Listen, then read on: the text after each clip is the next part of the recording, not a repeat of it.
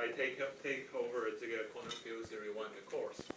那一开始的4个礼拜，雨婷已经介绍了大概 scalar field 的 quantization， 然后比如说它还剩下一小部分有关介绍，比如说 scalar field 的 Feynman rule， 还有这些 scattering 的计算，他在下个礼拜的第1个小时会来介绍。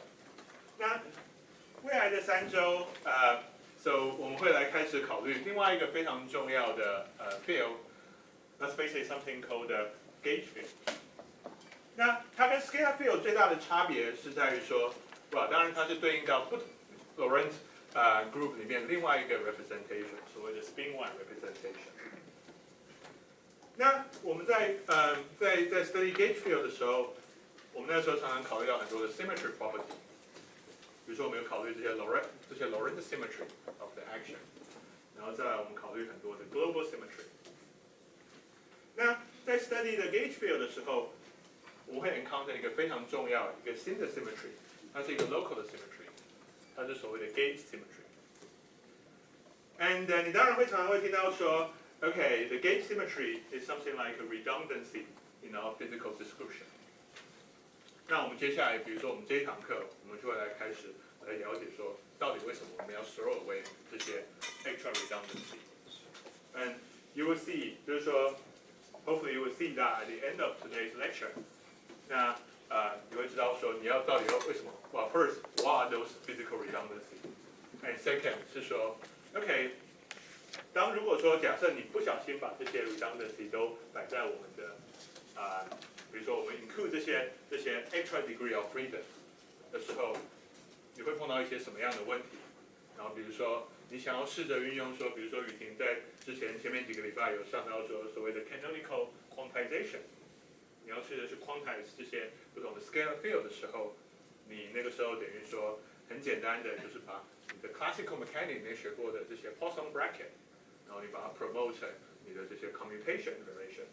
然后你试着写下你的 canonical momentum， 写下来你的 fields，then you do your delta function， 然后你写下你的 Fourier mode expansion，and so on and so forth。但是当你在面对这些 gauge field 的时候，因为你有这些 additional 的 degree of freedom， 然后你需要去 get rid of 这些不需要的 degree of freedom。你真正碰到的问题是说，你这些原本 naively 你以为是 physically independent 的这些 degree of freedom。其实并不是，而你碰到的其实是一个 constraint 的 system，so 你必须要去 impose 这些 constraint， 让你做 quantization。那我们接下来，其实，在今天这堂课，至少在最后的时候，我们会试着去 illustrate 说，我们刚才在台湾这些 gauge symmetry 怎么样去让你去 impose 这些 constraint， 当你在做 quantization。那 before I get into those details。我不能够就是说怎么讲 ，I cannot overstress the importance of study of the gauge theory， 就是这些 field they enjoy the gauge symmetry。因为其实比如说从最基本的，比如说我们在考虑 condensed matter 的时候 ，it's essentially a application of something called quantum electrodynamic, which we're going to study as a prototype example for our gauge field。那在这个 case 里面，所谓 gauge symmetry usually they are related by some group, and in this case it's a simple U1 unitary group. And so for example， 另外一个很重要的一个 application 是说，比如说我们在考虑 elementary interaction in the collider， 那个时候我们必须要去 study 所谓的quantum chromodynamic。那个时候的 gauge group 是一个非常 famous 的 SU3 color group。那个时候我们必须，但是这些 underlying 的 principle， 我们要怎么去 quantize 这些不同的 gauge field？They are actually very similar。那真正 different， 真正会有差别的，比如说我们希望在比如说几个礼拜之后会看到的是说，比如说这些不同的 gauge group， 它有不同的 group structure， 它会给你不同的 allow 的 interaction。但是你不管在做什么时候，做什么事情的时候，你要 quantize 这些不同的 theory， 你永远都会碰到这些 gauge symmetry， 需要去 impose 这些 additional constraint， 它的 underlying principle 是完全一样的 ，despite the fact that you have a totally different underlying gauge group。那当然 study of gauge theory also has a beautiful connection with 不光只是在我们的 physical world 里面 ，it also has a very nice connection with a different branch of mathematics。那我希望，比如说在下一个学期的时候，我们开始 apply 这些不光只是 study 这些 quantum basically quantum field in the gauge theory, but also there are a lot of very interesting classical solution which you can get from gauge theory, and those things are called a soliton. 那这些东西 they have very beautiful connection with for example differential geometries and study of a compactification. 比如说你常会听过有人说什么叫做 magnetic monopole, for example. That's a very beautiful classical solution in the gauge theory, or 可能会听过所谓的 instanton. That's another very important example. So yeah, so we were going to get to those topics gradually. So okay, so before I make so let's begin with something very very simple, I guess. 所以之前在我想在第一堂课的时候，我记得说 so let's begin with something like very simple. So basically, so we want to study. So I just 把这一把叫做 spin one particle. Okay. 那我们在一开始，比如说我们先开始一些很简单的东西，比如说 let's think about 我们等一下做一个 review 所谓的 point array 的 representation of point array group. Okay, so basic point array group consists of the transformation 当你一个 space-time coordinate 你经历了所谓的 Lorentz rotation 还有你的space-time translation. Okay, so this is your Lorentz and this is your space-time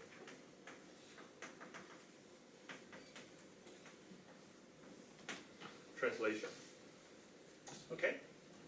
那我们知道说我们的 space-time 是 infinite， 所以这个时候其实是 indicate 说我们的 point array group is something called a non-compact group. 那在数学上有一个定理 ，so basically the first thing is that so the point array group is actually non-compact. 那数学上有一个定理说，我们常常在考虑上，我们最需要考虑的是什么？我们要考虑这些 particle， 我们真的要考虑的是所谓的 irreducible representation. But the part 1是说这些 point array group they are actually non-compact, and the mathematics tell you that basically if unitary irreducible representation of a point array group is necessarily infinite dimensional.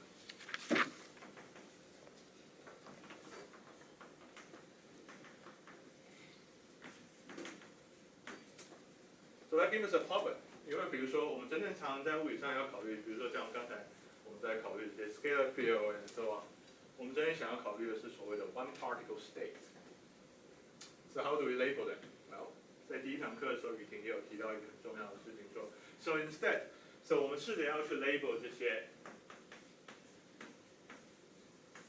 one particle states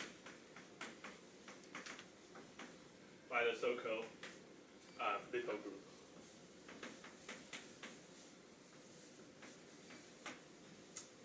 或者是考虑说，比如说今天一个 state， 这些 one particle we are trying to label them using the representation of the little group. Those little group they are on the other hand compact. 那它的好处是说，这些 representation of the little group 它们会是一个 finite dimension. Okay, so more precisely, what a little group is. Well, the little group is basically the subgroup of the point array group, which will leave the momentum of a given state invariant. So, 我们比如说，我们 begin with say, given a state, a one particle state, given state labeled by. 这些笔记其实在那个 C 巴上我都会慢慢去 upload. Labeled by particle that carry 一个 momentum. Then basically a little group is the subgroup element of 说我 denote 把它叫做比如说 W mu V， 它可以包括比如说这些 Lorentz group, but it can also be translation. That is going to leave your momentum invariant. Okay? So this 这些其实都是应该是一些简单的 reminder. 那我们真正有兴趣的 case 其实有两种，来，一个基本上是一个所谓的 massless 的一个 case， 然后另外一个是 massive 的 case. Okay, so for example, so we are interested in two physical cases.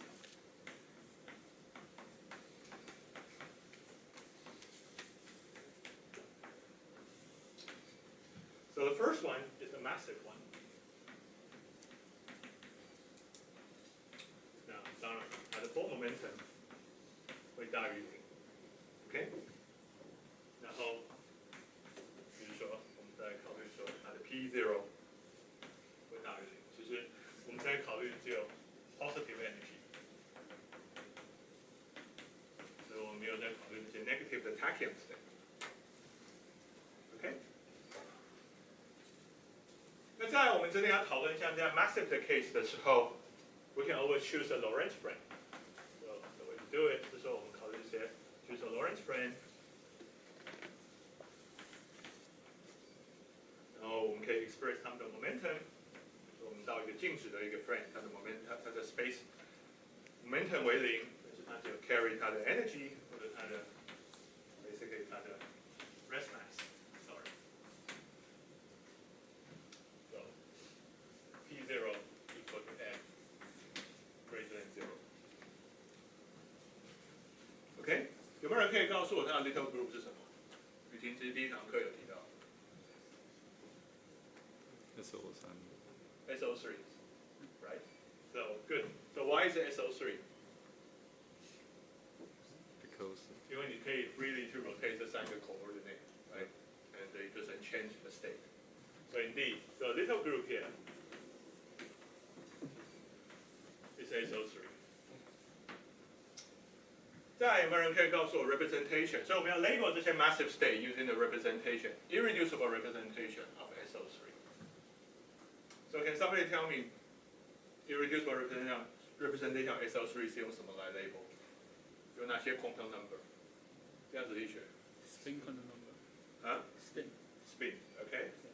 还有嘞，有一个是 J， 它是比如说 total angular momentum， 那还有一个 J3， right？ 它的 z 的 direction。OK, so very good.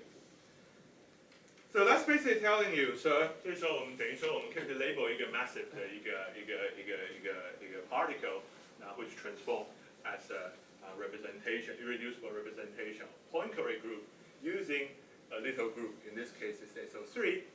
那它告诉我们说，用 SO3 来 label 的话，我们等于是用它的 spin 来去 label 它。那 given 一个 J, 它的 J3 can take a value from minus J plus 1, sorry, minus J, 或是能这样 0 to all the way J minus 1 and J. So altogether, there are 2J plus 1 states, right?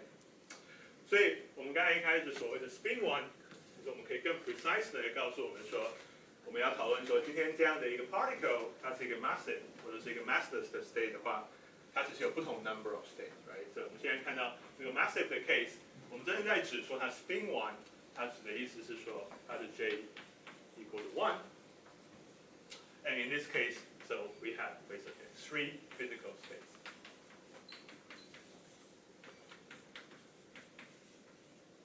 Okay, so that's hopefully just a review as a wake-up call. Okay, so 那另外一个我们有兴趣的 case，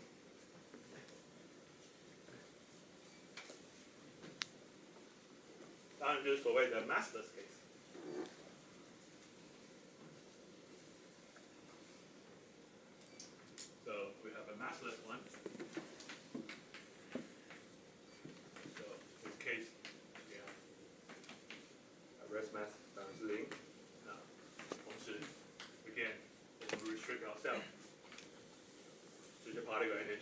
positive。那当然，我们又可以去 choose 一个 Lorentz frame。In such a way that，比如说我们的 momentum， 可以把它写成这个样子。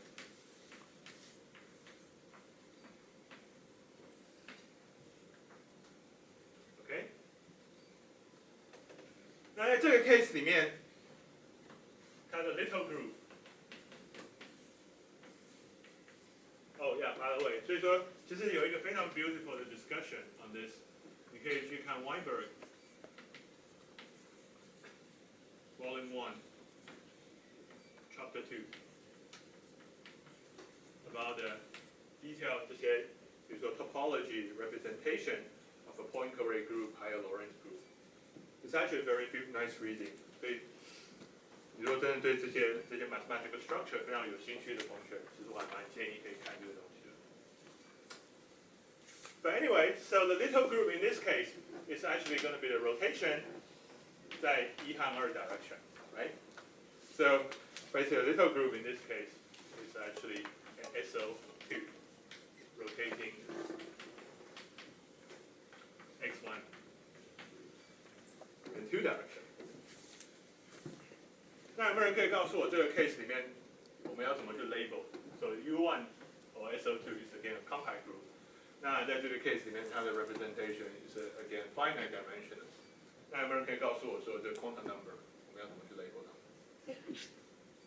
？So what's the right thing to label it?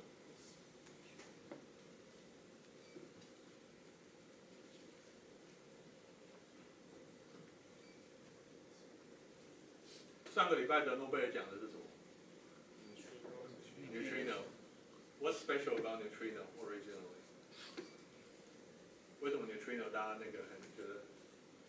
为什么得奖好了？告诉你有 mass， 它有 mass。Right. 如果假设 neutrino 没有 mass， 它会有什么 property？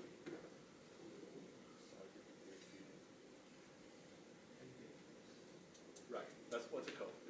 It's basically helicity or chirality. Right. So indeed, so we are basically labeling the massless representation of a what? Neutrino 它 again 它也是一个 particle, right? 它是一个 massless representation of the Poincare group, right? So we should label them by the handiness. Right? So actually, the quantum number in question here is something called 它其实有很多 terminology, but I call this helicity, which is defined 就是有可以叫做 handiness. 但是 whatever is the case， 就是告诉你说，今天如果说这个 particle 这样的一个 particle 它要 carry 一个 angular momentum， 它的 projection along 它的 motion 是怎么样子 ？Right? So it's defined to be J dotted with P and divided by the modulus。或者你可以直接把它想象成说，假设你今天你 rotate 你的 space-time coordinate in such a way that 你的 P 只有一个 component 的时候，这其实就只是一个 index 而已。这只是一个 unit vector pointed in the direction of motion。那像我们这个 case 里面，我们把我们的 momentum rotated 到 third axis。So this is basically this。那这样的一个东西其实是告诉我们说 ，well， 你的 angular momentum 在 third direction projection or something we just call K3， 对不对 ？So and that's the bit I'm gonna. So generally, so we can label the massless representation of a Poincare group using the value of J3， 就是说你去 evaluate 这个东西，在一个 one particle state 上面。就是你如果真的去看 Weinberg 的时候，你如果真的非常 concrete 的去讨论说 ，OK， 你要怎么样去 label 一个 representation， 那你真的要做的事情是 identify catan 是些什么。然后你会发现，对着 Poincare 的 case 的话，它只有2个 catan， 那它其实就是对应到 momentum 的 square， 还有另外一个其实就是一个 helicity。So there are actually 2 labels for state, and that's basically given by P and sigma。那所以说，当你的 J3 acting on 这样的一个 massless state 的时候，它其实就是会给你一个 eigenvalue sigma。So, and this is a line that I'm going to quote Weinberg, but I strongly recommend you to read about it. 是说 ，in general， 我们现在走到这一步，然后我们真的去做这些 representation theory for point array group 的时候 ，there's no algebraic constraint 告诉你说，现在大家都问的问题是说 ，OK sigma 到底可以取些什么 value， 对？所以 in general， 它不像说 ，OK， 你如果现在考虑 angular momentum， you have to come back。我应该说，就是 at the moment there's no algebraic constraint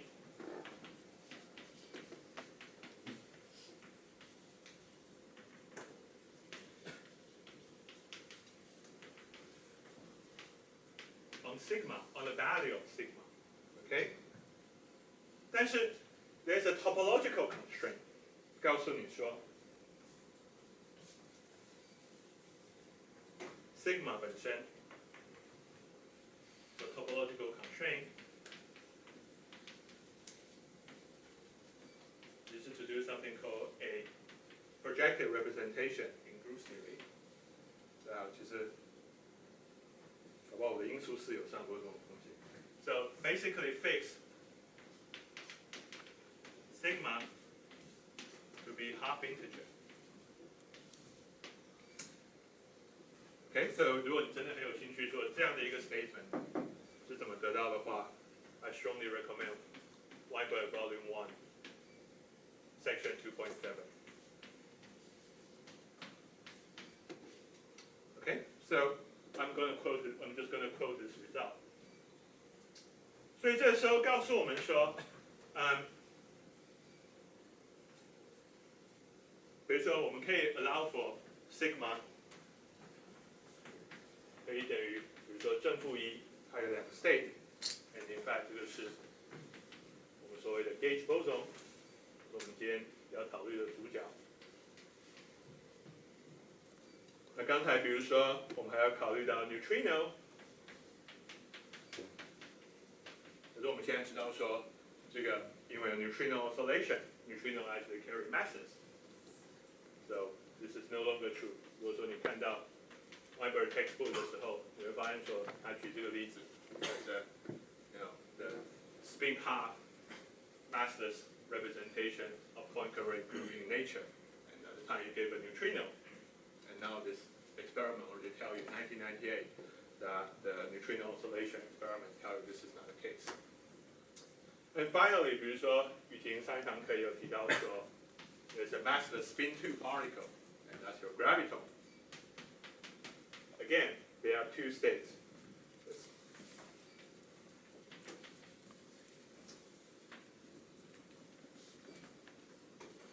Okay, so basically the conclusion 我们在这里得到的是说，就像我们现在一开始说，我们给一个 title 叫做 spin 1 particle. There are two different classes.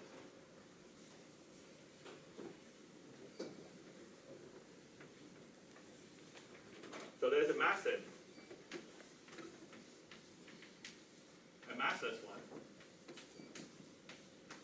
那它们最重要的差别是在于说 ，there are a different number of physical states in it. So 在这个 case massive case 它是有3个 physical.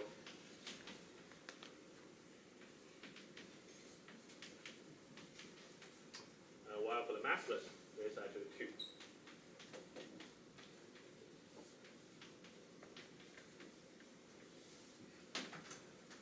Okay.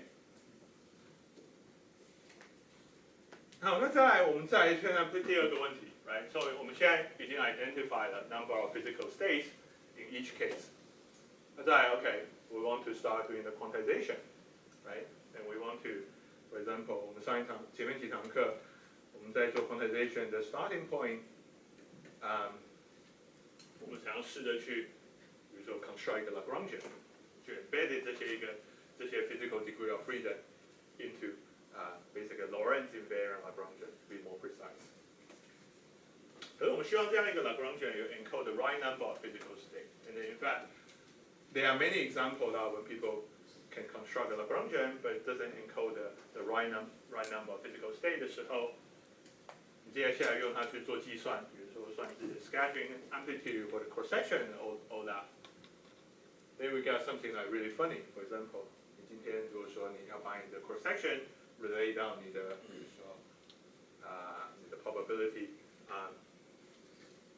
interpretation 的时候 ，you can get negative answer, you can zero answer, you can get negative answer, and that's usually because in a theory, now 在这样一个 Lagrangian 里面，你得到的这些 after you do the quantization 之后 ，you have something called a negative norm state.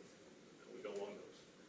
So we want to have want to be able to construct this Lagrangian, which encode the right number of the physical state. And in the case of basically massive and massless spin one particle, then there should be 3 or 2 respectively. Okay, so let's begin with a simple case. So now the next step, construct the Lagrangian.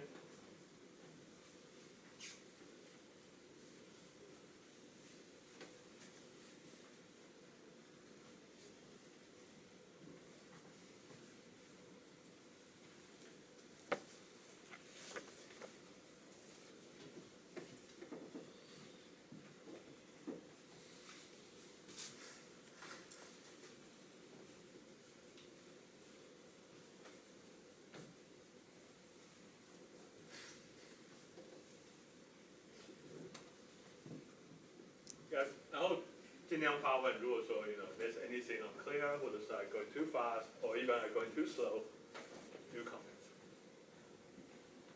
So okay, so we want to next construct the Lagrangian.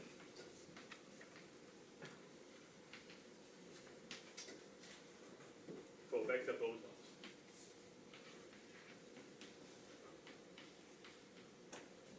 So yeah, so basically for those spin one particles.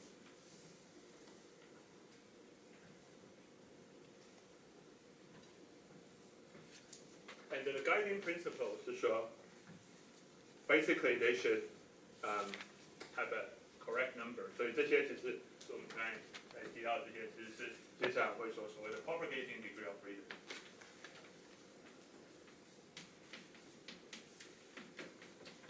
Now, the guiding principle in terms of constructing those Lagrangian is that they should only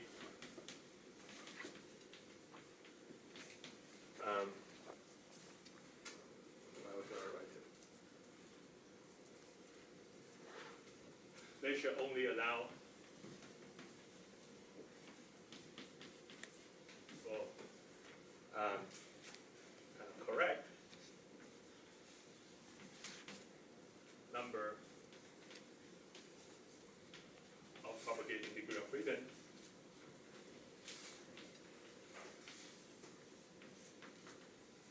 And we'll see what I mean by that. This is just sounds like a words right now.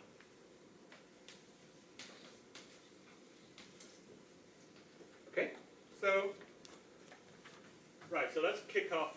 我们从这些 massive 的 case 来，从 massive case 来好了。